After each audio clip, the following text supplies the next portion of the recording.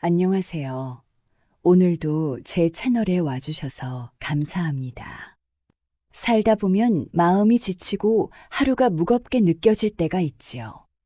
이 시간만큼은 잠시 모든 걱정을 내려놓고 제 목소리에 기대어 쉬어가셨으면 합니다. 지금부터 따뜻한 창작 에세 이 한 편을 들려드릴게요. 행복이라는 이름의 여행. 서문, 행복을 찾아서. 혹시 어린 시절 생일 선물로 받은 장난감을 며칠 만에 진료하며 장롱 속에 처박아둔 기억이 있나요? 그때는 왜 그렇게 간절히 원했던 걸까요? 우리는 모두 행복을 추구하며 살아갑니다. 하지만 정작 행복이 뭐야? 라고 물으면 선뜻 답하기 어렵죠. 마치 구름을 잡으려는 것 같아요. 가까이 있는 것 같으면서도 손에 잡히지 않는 신기루처럼 말이죠. 어떤 날은 별것 아닌 일에도 기분이 좋아지고 또 어떤 날은 좋은 일이 있어도 왠지 모르게 허전합니다. 행복이란 정말 묘한 녀석이에요. 저도 오랫동안 행복이 뭔지 궁금했어요. 책도 읽어보고 사람들 이야기도 들어보고 때로는 밤새 고민해보기도 했죠. 그러면서 깨달은 건 행복에 대한 완벽한 답은 없다는 거예요. 다만 우리가 모두 공감할 수 있는 몇 가지 실마리들은 있더라고요. 1장, 우리가 착각하고 있는 행복들. 더 많이 가지면 행복해질 거라는 착각. 기억나세요? 대학생 때 용돈이 부족해서 매일 라면만 먹으며 돈만 많으면 행복할 텐데 라고 중얼거렸던 시절 말이에요. 그런데 정말 돈이 많아지면 행복해질까요? 재미있는 연구가 있어요. 복권 당첨자들을 몇 년간 추적 조사했는데 처음 몇 달은 당연히 기뻐했지만 시간이 지나면서 행복도가 당첨 전과 별다르지 않아졌다고 해요. 오히려 이제 뭘 해야 하지? 라며 허무감을 느끼는 사람들도 많았답니다. 남과 비교하며 만든 가짜 행복. SNS를 열면 어떤가요? 친구들의 화려한 여행 사진, 맛있어 보이는 음식 사진, 행복해 보이는 커플 사진들이 가득하죠. 그걸 보면서 나만 이렇게 평범하게 사는 건가? 라는 생각이 들기도 해요. 하지만 잠깐 생각해 보세요. 우리가 SNS에 올리는 건 뭔가요? 평범한 일상보다는 특별한 순간들이죠. 친구가 올린 여행 사진 뒤에는 비행기 연착으로 공항에서 밤새 잠 못 잤던 이야기나 비싼 숙박비 때문에 한 달 라면만 먹어야 하는 현실은 보이지 않아요. 우리는 자신의 평범한 일상과 남의 하이라이트를 비교하며 자신을 괴롭히고 있는 셈이죠. 마치 연예인의 무대 위 모습과 내 집에서 추리닝 입고 있는 모습을 비교하는 것처럼요. 비교 자체가 나쁜 건 아니에요. 때로는 동기부여가 되기도 하고 목표를 세우는데 도움이 되기도 하죠. 하지만 그 비교가 자신을 깎아내리는 도구가 되어서는 안 돼요. 남의 잔디가 더 푸르게 보이는 건 자연스러운 일이지만 그것 때문에 내 잔디를 소홀히 하면 안 되거든요. 완벽한 순간만이 행복이라는 착각. 언젠가 모든 게 완벽해지면 그때 행복해질 거야. 이런 생각 해본 적 있나요? 다이어트에 성공하면, 승진하면, 연인이 생기면, 결혼하면, 아이가 생기면 끝없이 이어지는 조건부 행복이죠. 2장, 진짜 행복은 어디에 있을까? 사람들과 따뜻한 연결. 하버드 대학교에서 80년 넘게 진행한 연구가 있어요. 몇백 명의 사람들을 평생에 걸쳐 추적하면서 무엇이 그들을 행복하게 만드는지 조사한 거예요. 결과가 뭐였을까요? 돈도, 명예도, 성공도 아닌 바로 좋은 인간관계였어요. 생각해보면 당연한 것 같기도 해요. 가장 기뻤던 순간들을 떠올려 보면 대부분 누군가와 함께했던 시간이잖아요.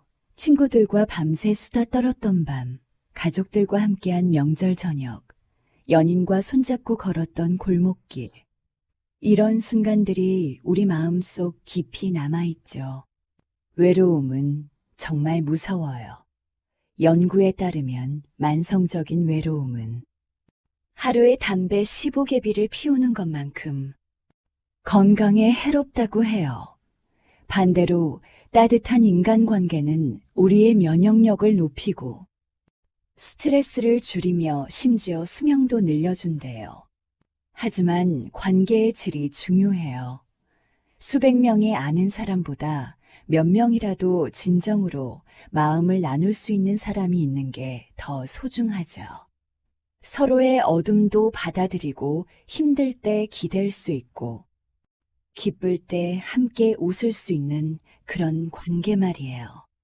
요즘에는 혼자의 시간도 많이 강조되잖아요. 물론 중요해요. 자신과 마주하는 시간. 혼자만의 취미를 즐기는 시간도 필요하죠.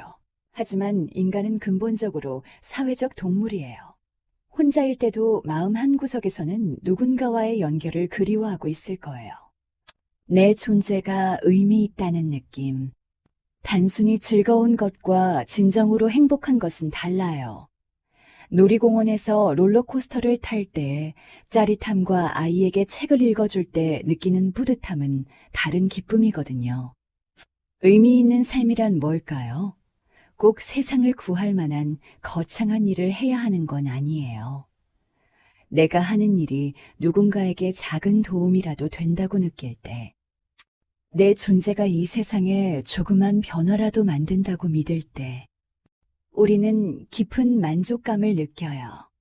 길에서 넘어진 할머니를 부축해 드리는 것, 후배에게 일을 가르쳐 주는 것, 반려동물을 돌보는 것, 길 잃은 관광객에게 길을 알려주는 것, 이런 작은 행동들이 모여서 우리 삶의 의미를 만들어가는 거예요. 일에서도 마찬가지예요. 똑같은 일이라도 그 일이 어떤 의미가 있는지 아는 것과 모르는 것은 천지 차이거든요.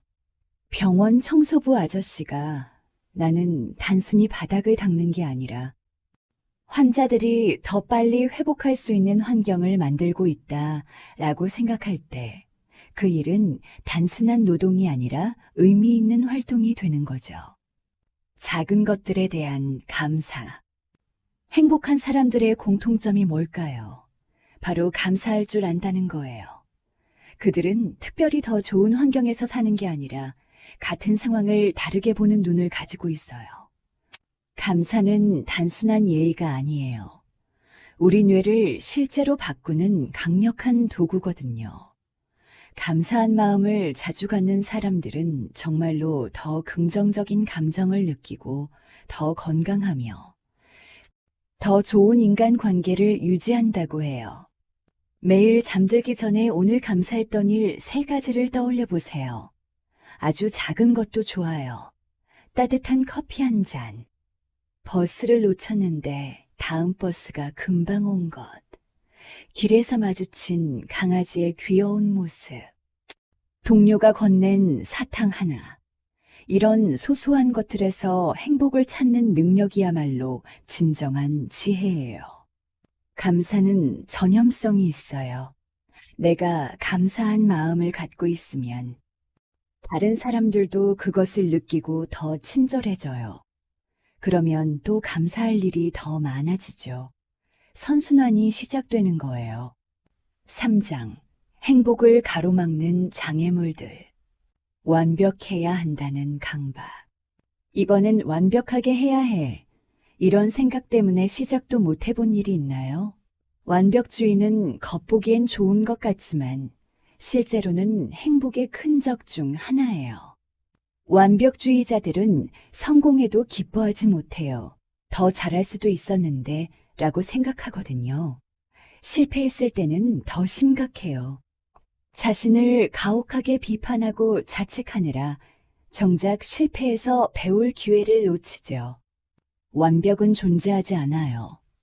우리가 보는 완벽해 보이는 것들도 사실은 누군가의 불완전함을 감춘 결과일 뿐이에요.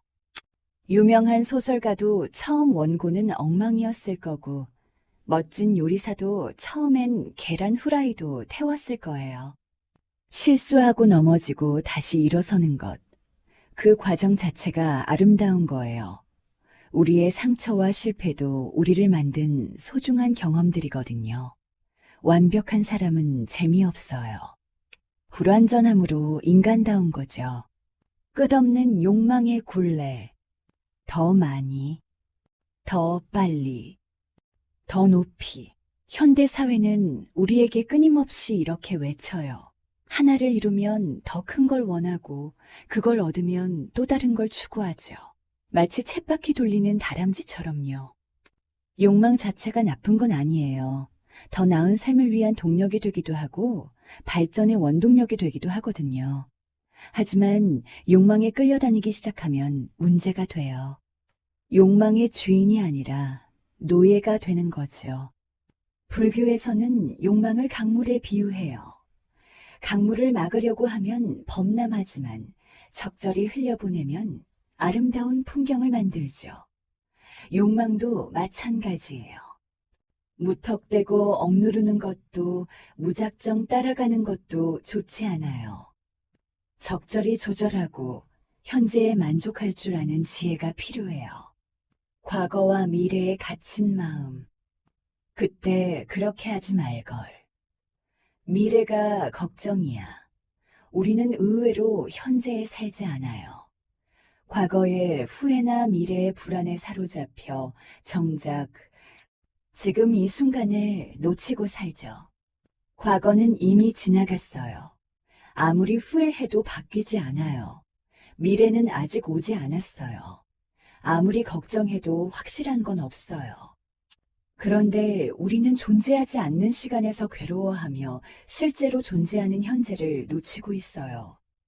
물론 과거에서 배우고 미래를 계획하는 것은 필요해요. 하지만 그것이 현재를 압도해서는 안 돼요. 지금 이 순간의 소중함을 느낄 줄 아는 것. 그것이 행복의 열쇠예요. 4장. 행복해지는 연습법들. 마음 챙김. 현재에 머무르기. 마음 챙김이라는 말 들어보셨나요? 거창한 게 아니에요. 그냥 지금 이 순간에 온전히 집중하는 거예요. 차 한 잔을 마실 때도 마음 챙김을 연습할 수 있어요. 컵의 따뜻함을 느끼고 향을 맡고 맛을 천천히 음미해 보세요. 스마트폰을 보거나 다른 생각을 하지 말고 오직 그 차 한 잔에만 집중하는 거예요. 숨 쉬는 것도 좋은 연습이에요. 코로 천천히 숨을 들이마시면서 배가 부풀어 오르는 걸 느끼고 입으로 천천히 내쉬면서 몸의 긴장이 풀리는 걸 느껴보세요. 5분만 해도 마음이 한결 평온해질 거예요. 처음에는 자꾸 딴 생각이 나서 힘들 수도 있어요. 그럴 땐 자책하지 말고, 아, 생각이 나는구나 라고 인정하고 다시 현재로 돌아오면 돼요. 연습이니까요. 작지만 꾸준한 습관들. 행복은 하루아침에 만들어지지 않아요. 매일의 작은 선택들이 쌓여서 만들어지는 거예요. 마치 방울방울 떨어지는 물이 모여서 바다를 만드는 것처럼요. 운동도 그중 하나예요. 거창한 운동이 아니어도 돼요. 엘리베이터 대신 계단 이용하기. 한 정거장 먼저 내려서 걷기. 집에서 스트레칭하기. 이런 작은 것들도 우리 몸에서 엔도르핀이라는 천연행복 호르몬을 분비해요. 독서도 좋아요. 하루에 10페이지만 읽어도 한 달이면 300페이지. 1년이면 600페이지예요. 작은 책 10권은 읽을 수 있는 분량이죠. 새로운 지식과 관점을 얻는 것은 우리 마음을 풍요롭게 해줘요. 일찍 자고 일찍 일어나기. 식사 때 스마트폰 보지 않기. 하루에 한 사람에게 고마운 마음 표현하기. 이런 작은 습관들이 모여서 우리 삶의 질을 바꿔놓아요. 베푸는 기쁨, 나눔의 행복. 다른 사람을 돕는 것만큼 확실한 행복 비법은 없어요. 이상하죠? 내가 뭔가를 주는 건데 오히려 내가 행복해져요. 이를 헬퍼스 하이라고 부르기도 해요. 거창한 자선 사업을 할 필요는 없어요. 지하철에서 자리 양보하기, 무거운 짐 들어주기, 길 잃은 사람에게 길 알려주기, 동료에게 커피 한 잔 사주기, 이런 작은 친절도 충분해요.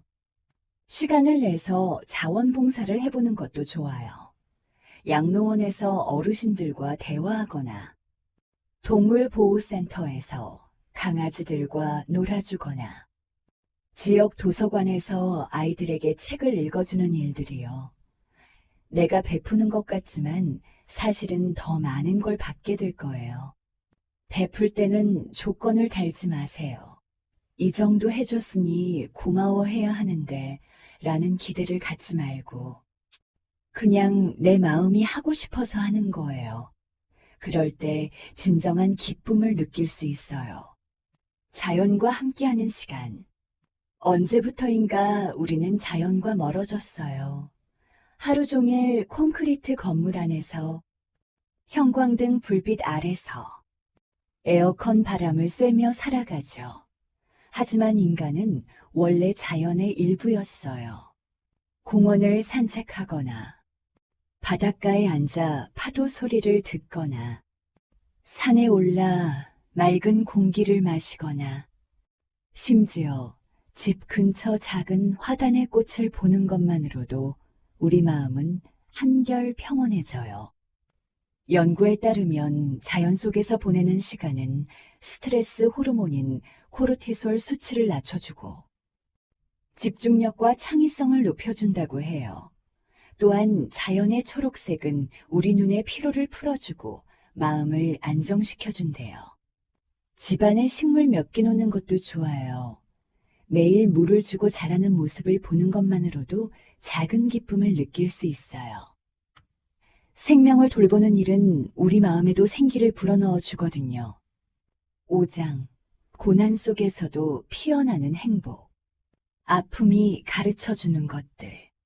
인생이 항상 순탄할 수는 없어요. 질병, 실직, 이별, 상실, 크고 작은 고난들이 우리를 찾아와요. 그런 순간에는 행복이라는 단어 자체가 무의미하게 느껴지기도 하죠. 하지만 신기하게도 큰 어려움을 겪은 후에 더 깊은 행복을 경험하는 사람들이 있어요. 암을 이겨낸 사람이 병에 걸리기 전보다 더 행복하다고 말하는 걸 들어본 적 있나요? 고난은 우리에게 진짜 중요한 게 뭔지 알려줘요. 건강할 때는 몰랐던 건강의 소중함, 혼자일 때 깨닫는 사람의 고마움, 어려울 때 느끼는 작은 도움의 의미, 고통이 우리의 감각을 더 예민하게 만드는 거죠.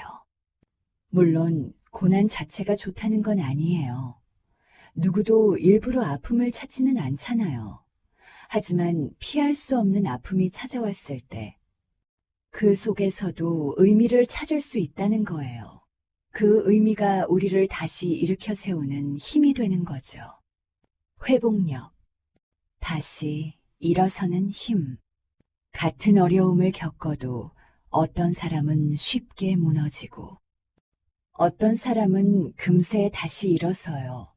이 차이를 만드는 게 바로 회복력이에요. 회복력이 강한 사람들은 변화를 삶의 자연스러운 부분으로 받아들여요. 원래 인생이 이런 거야 라고 생각하죠. 또한 자신이 통제할 수 있는 것과 없는 것을 구분해요. 통제할 수 없는 것에는 에너지를 낭비하지 않고 통제할 수 있는 것에 집중하죠. 위기를 성장의 기회로 보는 것도 중요한 특징이에요. 이 일로 인해 내가 뭘 배울 수 있을까? 라고 생각하는 거죠. 그리고 무엇보다 혼자 견디려고 하지 않아요. 도움이 필요할 때는 주저없이 손을 내밀어요. 회복력은 타고나는 게 아니라 기를 수 있는 능력이에요. 작은 도전을 통해 조금씩 연습하고 실패를 두려워하지 말고 주변 사람들과의 관계를 잘 유지하는 것. 이런 것들이 우리의 회복력을 키워줘요. 상처도 보물이 될 수 있어. 일본에는 긴쓰기라는 전통 예술이 있어요. 깨진 도자기를 금으로 이어 붙이는 기법인데 상처 자체를 감추지 않고 오히려 아름다운 장식으로 만드는 거예요. 깨진 부분이 그 도자기만의 독특한 아름다움이 되는 거죠. 우리 인생도 그렇지 않을까요? 상처와 실패가 없는 완벽한 인생은 없어요. 하지만 그 상처들을 숨기려고만 하지 말고 그것들을 내 이야기의 일부로 받아들일 때 우리는 더 깊이 있는 사람이 돼요. 힘든 시간을 겪은 사람일수록 다른 사람의 아픔을 더 잘 이해해요. 자신이 아팠기 때문에 다른 사람의 아픔도 진심으로 공감할 수 있는 거죠. 그래서 상처받은 치유자가 가장 좋은 치유자라는 말도 있잖아요. 슬픔과 기쁨이 공존하는 삶. 행복한 삶이란 슬픔이 없는 삶이 아니에요. 기쁨과 슬픔, 성공과 실패, 만남과 이별이 모두 어우러진 온전한 삶이죠. 마치 음악에서 높은 음과 낮은 음이 조화를 이뤄 아름다운 멜로디를 만드는 것처럼요. 때로는 슬픔이 우리를 더 인간답게 만들어요. 눈물을 흘린 후에 느끼는 카타르시스. 깊은 우울감 뒤에 찾아오는 잔잔한 평화. 감정의 골짜기가 깊을수록 정상에서 보는 풍경도 더 아름다워지는 법이에요.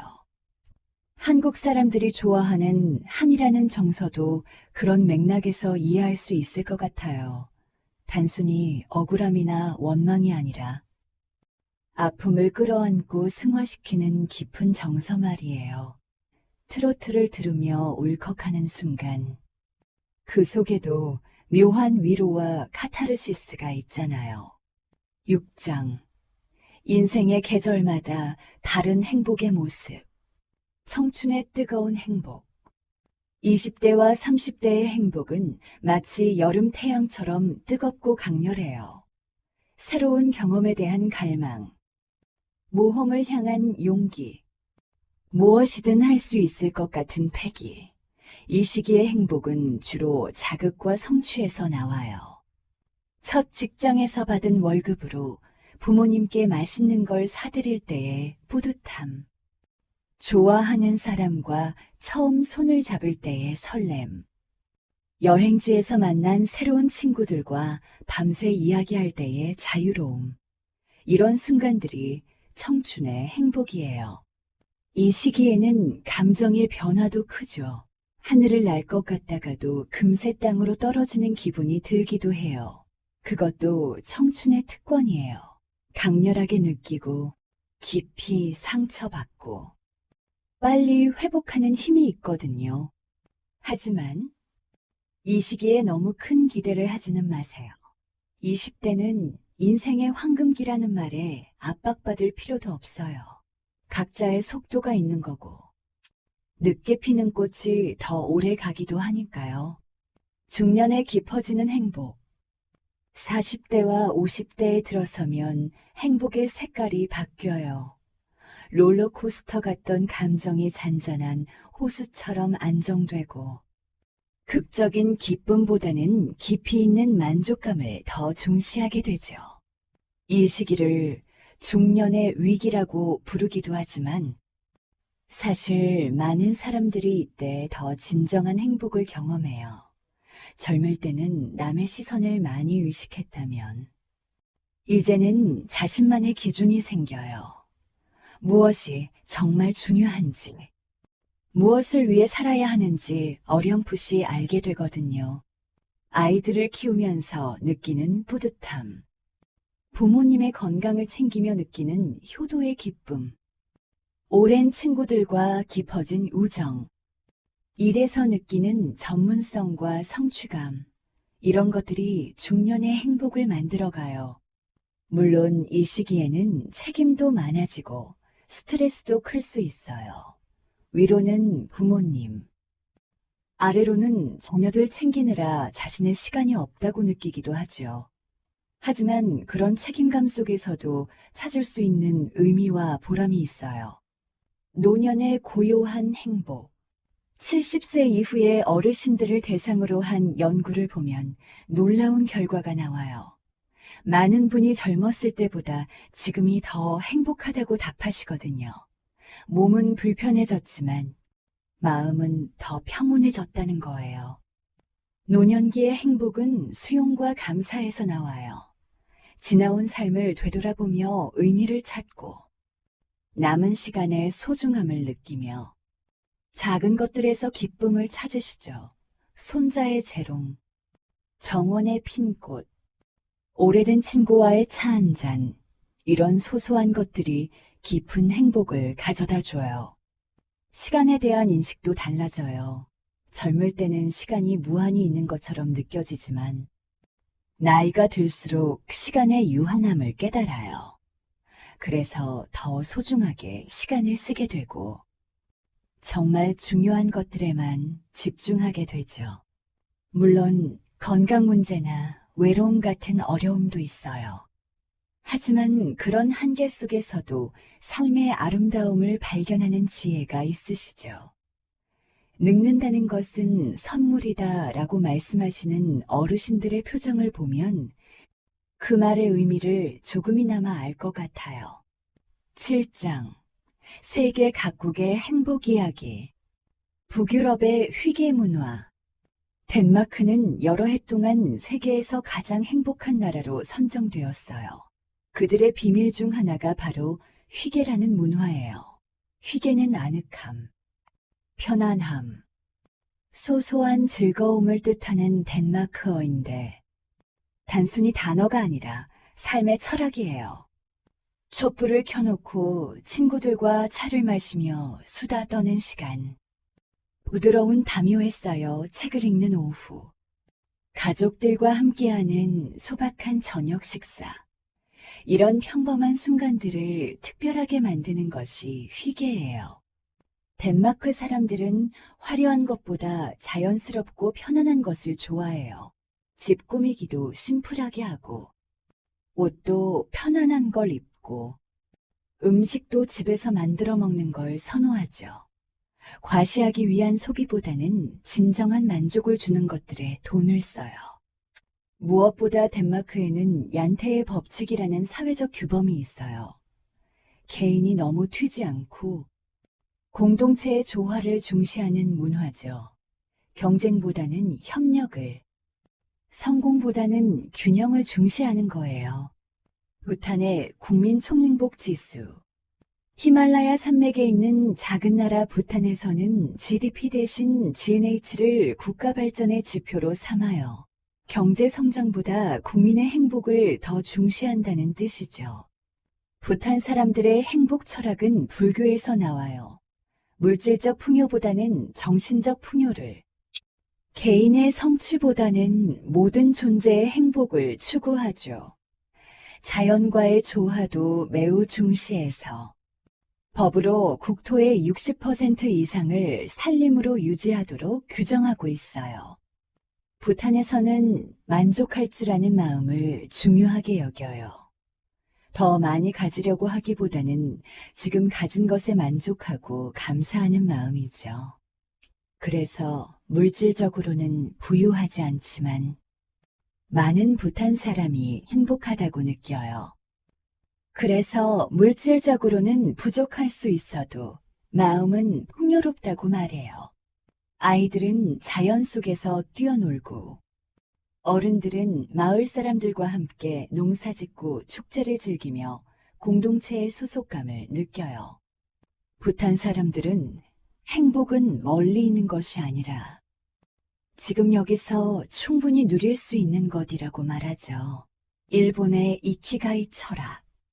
일본에는 이키가이라는 개념이 있어요. 직역하면 살보람 정도 되는데 삶의 목적이나 존재 이유를 뜻해요. 일본 사람들, 특히 오키나와 지역에 장수하시는 분들이 건강하고 행복하게 사는 비결 중 하나가 바로 이 이키가이예요. 이키가이는 4가지 요소가 겹치는 지점에서 찾을 수 있다고 해요. 내가 좋아하는 일, 내가 잘하는 일, 세상이 필요로 하는 일, 그리고 돈을 벌 수 있는 일. 이 4개가 모두 겹치는 부분이 바로 이키가이예요. 물론 이 4개가 모두 완벽하게 겹치는 경우는 드물어요. 하지만 적어도 2~3개는 겹치는 일을 찾으려고 노력하죠. 그리고 나이가 들어서도 계속 배우고 성장하려는 마음을 갖는 것도 이키가이의 중요한 부분이에요. 라틴 아메리카의 소브레메사 문화. 중남미 국가들에는 소브레메사라는 아름다운 전통이 있어요. 식사 후에 바로 일어나지 않고 테이블에 앉아서 대화를 나누는 시간을 말해요. 디저트를 먹거나 커피를 마시면서 가족, 친구들과 이야기를 나누는 거죠.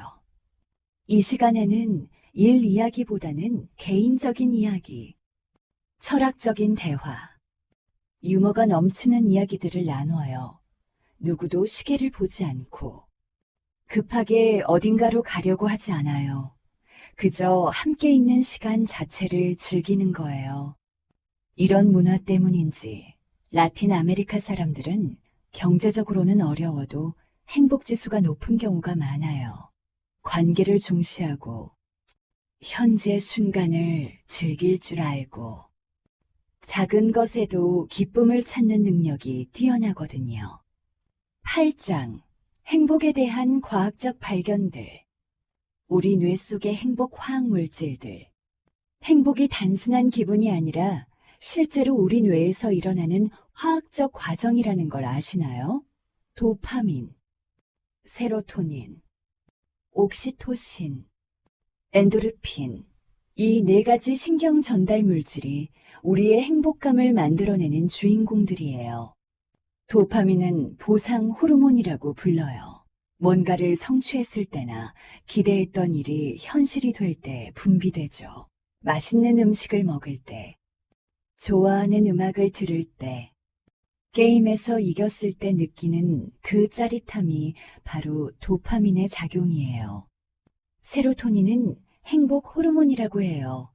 기분을 안정시키고 자신감을 높여주는 역할을 하죠. 햇볕을 쬐을 때, 운동을 할 때, 명상을 할 때 많이 분비돼요. 우울증 치료제들도 대부분 세로토닌 수치를 높이는 원리로 작동해요. 옥시토신은 사랑 호르몬이에요. 다른 사람과 유대감을 느낄 때 분비되는데, 포옹하거나 누군가와 깊은 대화를 나누거나 반려동물과 교감할 때 나와요. 신뢰와 애정, 소속감을 느끼게 해주죠. 엔도르핀은 자연 진통제예요. 스트레스나 고통을 받을 때 우리 몸이 스스로 만들어내는 진통제인데 동시에 쾌감도 주어요. 운동을 열심히 한 후에 느끼는 그 상쾌함이 바로 엔도르핀의 효과예요. 신기한 건 우리가 이런 호르몬들의 분비를 어느 정도 조절할 수 있다는 거예요. 특정한 행동을 하면 특정한 호르몬이 나온다는 걸 알고 있으니까. 의도적으로 그런 행동들을 할 수 있잖아요. 유전자 대 환경 대 선택. 행복은 타고나는 걸까? 만들어가는 걸까? 이 질문에 대한 연구 결과가 흥미로워요.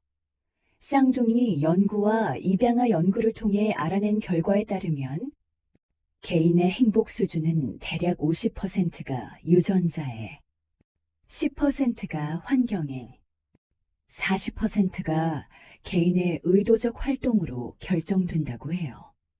50%가 유전자라는 건 좀 충격적이기도 해요. 행복한 성격이 어느 정도 타고나는 거라는 뜻이거든요.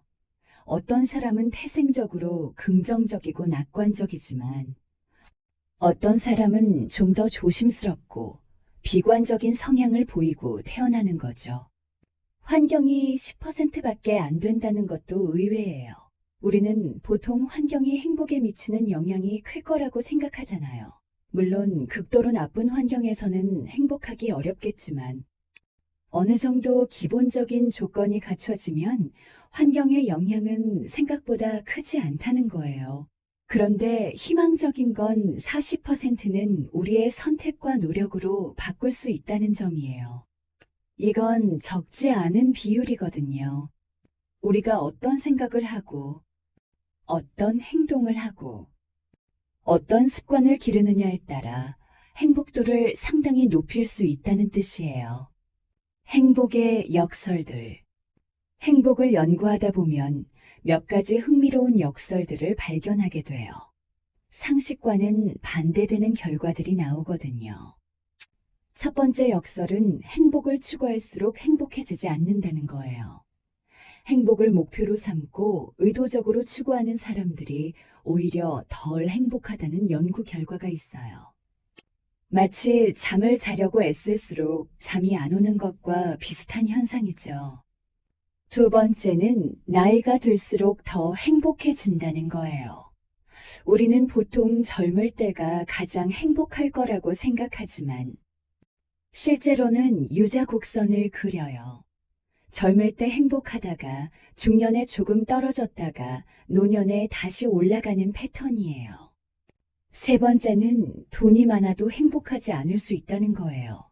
기본적인 생활이 가능한 수준을 넘어서면 돈과 행복의 상관관계는 급격히 약해져요.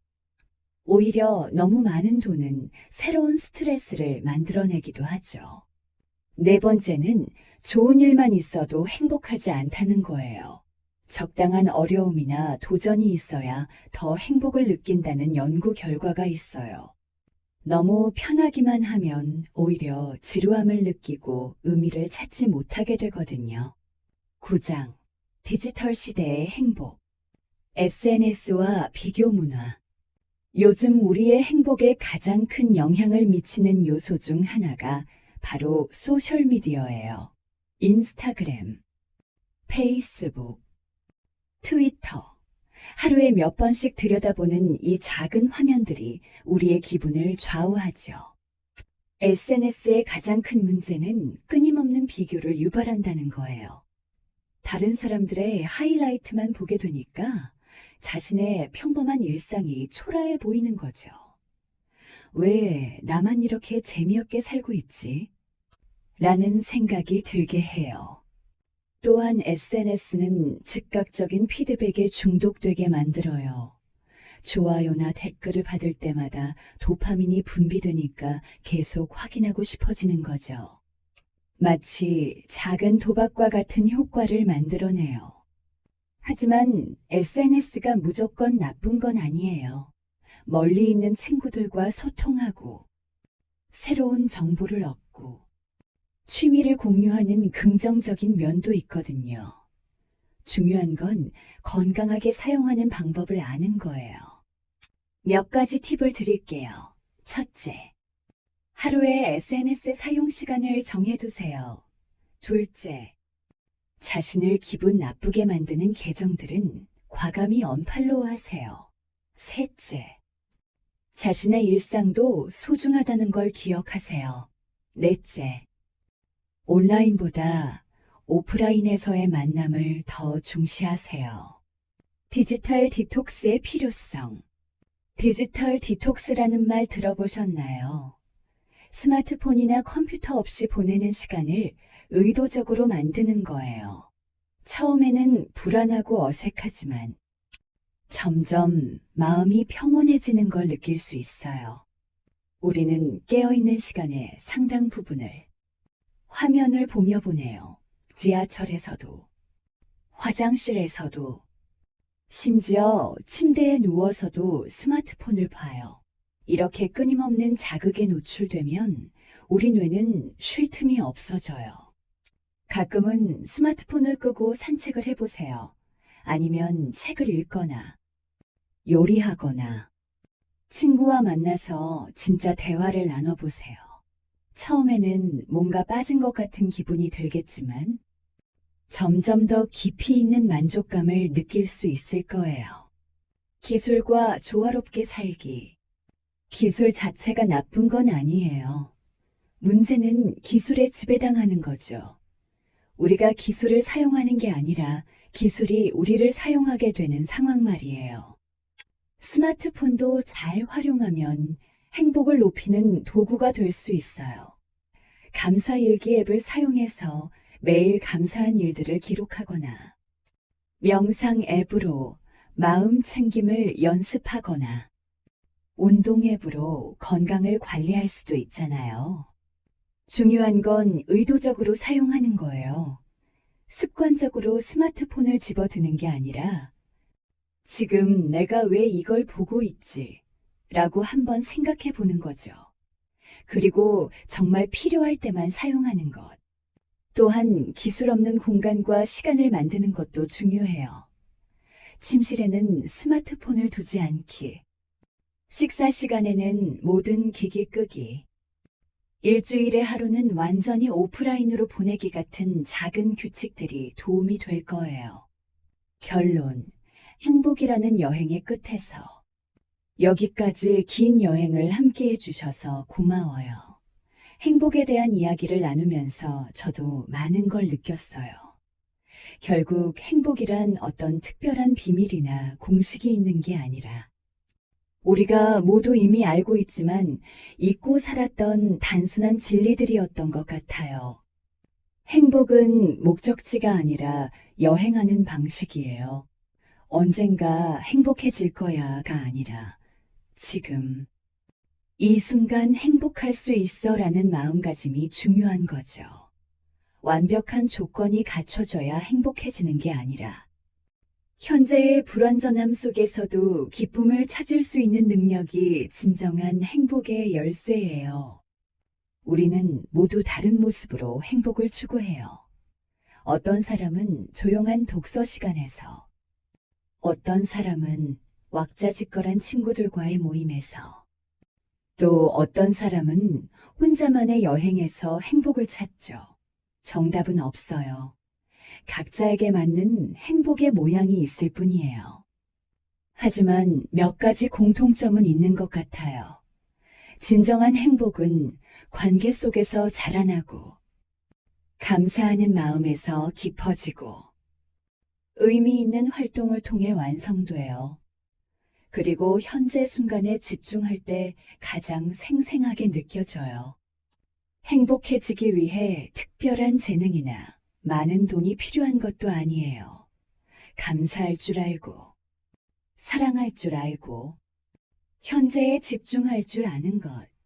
이런 단순하면서도 깊이 있는 능력들이 진정한 행복을 만들어내요. 우리는 모두 행복할 자격이 있어요. 완벽하지 않아도, 성공하지 못했어도, 실수했어도 괜찮아요. 행복은 성취의 결과가 아니라 존재 자체의 축복이거든요. 오늘부터 작은 것부터 시작해 보세요.